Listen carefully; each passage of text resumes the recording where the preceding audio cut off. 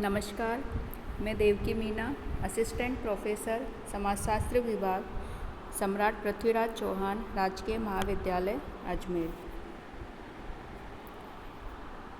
आज का हमारा टॉपिक है संस्कृति के उपादान, कंपोनेंट्स ऑफ कल्चर।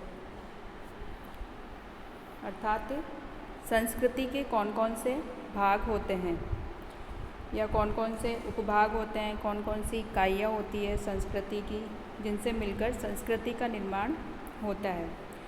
जैसे कि मानव शरीर है या किसी भी संगठन है, तो उसकी मानव शरीर विभिन्न अंगों से मिलकर बना होता है। उसके भिन्न भिन्न अंग होते हैं या भाग होते हैं। वैसे ही संस्कृति में एक संरचना या संगठन देखने को मिलता है और संस्कृति विभिन्न तत्वों, इकाइयों, भागों और उपभागों से मिलकर बनी होती है। तो आज हम इन्हीं कल्चर के इन्हीं कंपोनेंट्स के बारे में अध्ययन करेंगे। तो संस्कृति के जो उपादान हैं या तत्व है, भाग है, उनमें 4 भाग प्रमुख हैं। सांस्कृतिक तत्व, संस्कृति संकुल, संस्कृति प्रतिमान और संस्कृति क्षेत्र। तो सबसे पहले हम देखते हैं सांस्कृतिक तत्व, कल्चर ट्रेट या कल्चर एलिमेंट भी हम इनको कह सकते हैं। तो सांस्कृतिक तत्व का मतलब है कि संस्कृति की वह सबसे छोटी से छोटी इकाई और साथ ही अविभाज्य इकाई को हम सांस्कृतिक तत्व कहते हैं, कल्चर ट्रेट कहते हैं। यानी कि संस्कृति की सबसे छोटी इकाई जिसका और अधिक विभाजन नहीं किया जा सकता, या हम ये कह सकते हैं कि संस्कृति का वह सबसे छोटे से छोटा तत्व जिसका और अधिक विभाजन करेंगे तो वो अर्थपूर्ण नहीं रहेगा, यानी कि किसी काम का नहीं रहेगा, तो उसे हम सांस्कृतिक तत्व कहते हैं। यदि सांस्कृतिक तत्व की हम परिभाषा देखें तो समाजशास्त्री एस.सी. दुबे के अनुसार सांस्कृतिक तत्वों को हम संस्कृति के गठन की सरलतम व्यवहारिक इकाई मान सकते हैं। इसी प्रकार हर्ट्ज़कोविट्ज़ के अनुसार संस्कृति में पहचानी जाने वाली सबसे छोटी इकाई सांस्कृतिक तत्व है।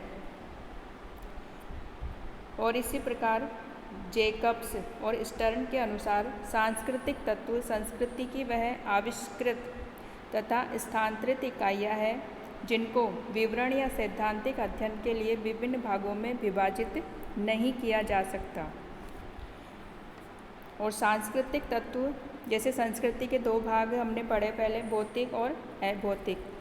तो सांस्कृतिक तत्व भी भौतिक पक्ष में, संस्कृति के भौतिक पक्ष में, जैसे कि हम देख सकते हैं उदाहरण के रूप में पेन, साइकिल, टेबल, रेडियो या कोई भी भौतिक वस्तु जिसको और अधिक विभाजन करने पर वह अर्थपूर्ण नहीं रहेगी या उसका कोई यूज़ नहीं होगा।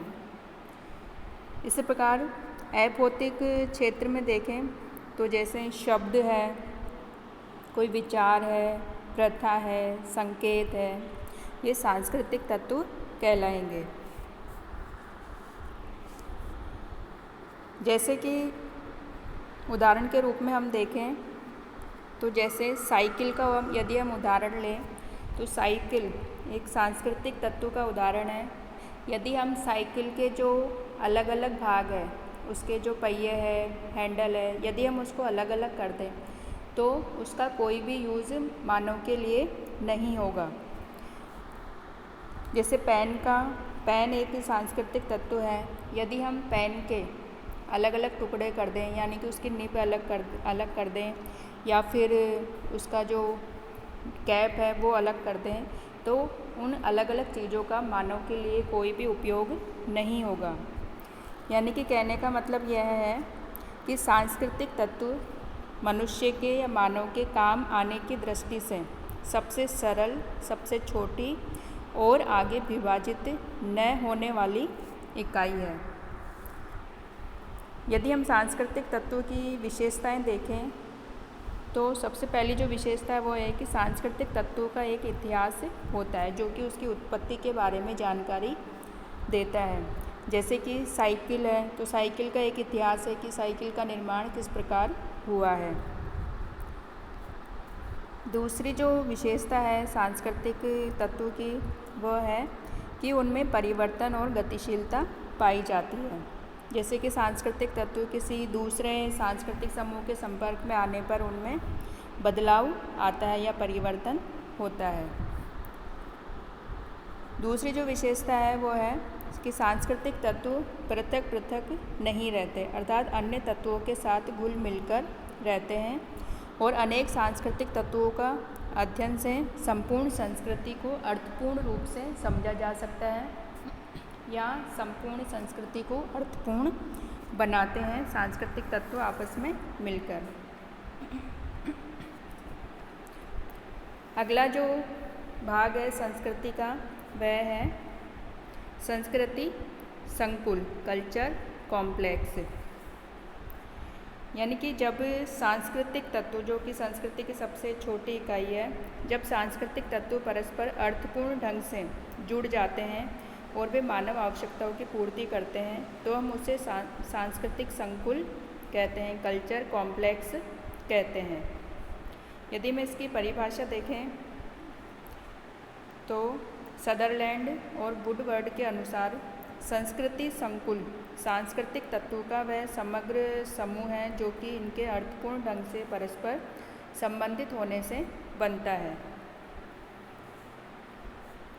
इसी प्रकार दुबे के अनुसार संस्कृति संकुल समान तत्वों अथवा पूरक संस्कृति संकुल सांस्कृतिक तत्वों से मिलकर बनता है।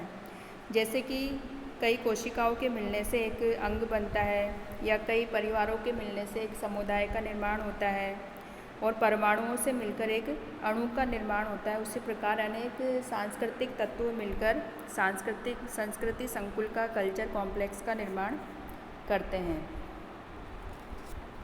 जैसे कि हम उदाहरण देखें तो कोई भी खेल है, जैसे कि हॉकी का हम खेल लें तो सांस्कृतिक संकुल है।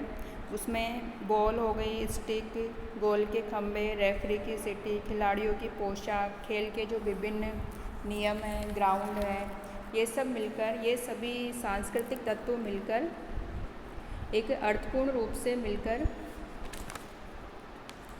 संस्कृति संकुल का निर्माण करते हैं, यानी कि हॉकी के खेल का निर्माण करते हैं। उसी प्रकार अन्य उदाहरण जैसे कि भाषा है तो अनेक शब्द मिलकर भाषा का निर्माण करते हैं। विवाह, संगठन, ये सभी संस्कृति संकुल के उदाहरण देखे जा सकते हैं। नेक्स्ट है संस्कृति प्रतिमान, कल्चर पैटर्न। कल्चर पैटर्न की जो अवधारणा है वो रुथ बेनेडिक्ट ने अपनी पुस्तक पैटर्न्स ऑफ कल्चर में दी है। तो संस्कृति प्रतिमान का मतलब है कि संस्कृति की जो अपनी आदर्श होते हैं, प्रत्येक संस्कृति के अपने अपने अलग आदर्श होते हैं, अलग उसमें प्रेरणाएं होती है। तो ये सब मिलकर संस्कृति को एक विशेष स्वरूप प्रदान करती है जो कि संस्कृति प्रतिमान कहलाता है।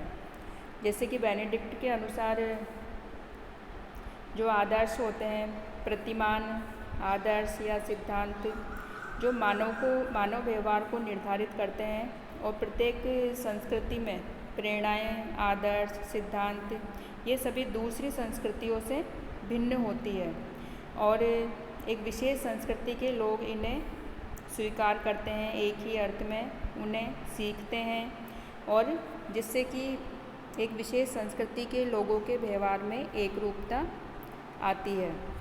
तो ये सभी मिलकर यानी कि संस्कृति के जो आदर्श है, मूलभूत प्रेरणाएं हैं, सिद्धांत है, प्रतिमान है, ये एक संस्कृति प्रतिमान का कल्चर पैटर्न का निर्माण करते हैं और एक विशेष संस्कृति प्रतिमान अलग होगी दूसरी संस्कृति से और एक विशेष संस्कृति के लोग अपनी संस्कृति के प्रतिमानों को स्वीकार करते हैं और उन्हें अपने जीवन में उतारते हैं, अपने आचरण में उतारते हैं। नेक्स्ट जो है संस्कृति का भाग है, उपादान है, वो है संस्कृति क्षेत्र, कल्चर एरिया। संस्कृति क्षेत्र की अवधारणा है सर्वप्रथम विस्लर ने दी। इन्होंने अमेरिकी इंडियन संस्कृतियों के अध्ययन के दौरान इस अवधारणा का प्रयोग किया है और इनके बाद हर्स्कोविट्स, क्रोबर, शोपीर आदि ने भी संस्कृति क्षेत्र की अवधारणा का प्रयोग संस्कृतियों के अध्ययन के लिए किया है। यदि हम संस्कृति क्षेत्र को परिभाषित करें तो दुबे के अनुसार संस्कृति तत्व या सांस्कृतिक संकुल एक विशेष भौगोलिक क्षेत्र में फैलकर संस्कृति क्षेत्र का निर्माण करते हैं। और इसी प्रकार होबेल के अनुसार एक संस्कृति क्षेत्र भौगोलिक क्षेत्र के उस भाग के रूप में परिभाषित किया जा सकता है जिससे संस्कृति इतनी मात्रा में समानता प्रकट करती है कि उसे उन संस्कृतियों से पृथक कर देती है जो उस क्षेत्र के बाहर होते हैं।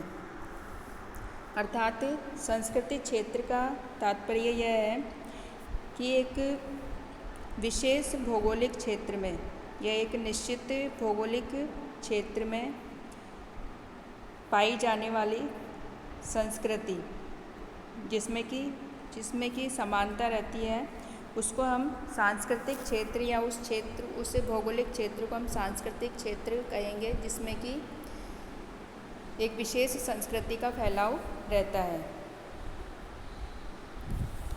और लेकिन वर्तमान में हम देखें तो जो संस्कृति क्षेत्र की जो सीमाएं हैं वो निर्धारित करना कठिन होता जा रहा है, क्योंकि वर्तमान में जैसे यातायात है, संचार के साधन हैं, वो बढ़ते जा रहे हैं और सांस्कृतिक क्षेत्र की सीमाएं अब लगभग समाप्त होती जा रही है। तो सांस्कृतिक क्षेत्र संस्कृति की भौगोलिक सीमाओं के बारे में बताता है, हमें अवगत कराता है और साथ ही संस्कृति क्षेत्र की जो अवधारणा है वो संस्कृतियों के अध्ययन के लिए महत्वपूर्ण होती है, क्योंकि इससे हमें उन विशेष किसी भी संस्कृति के उद्गम क्षेत्र है उसके बारे में हमें पता चलता है कि एक विशेष संस्कृति का उद्गम क्षेत्र कहाँ है, तो उसका जो सही रूप है, सही विशेषताएं हैं, उसके बारे में हमें संस्कृति क्षेत्र से जानकारी प्राप्त होती है।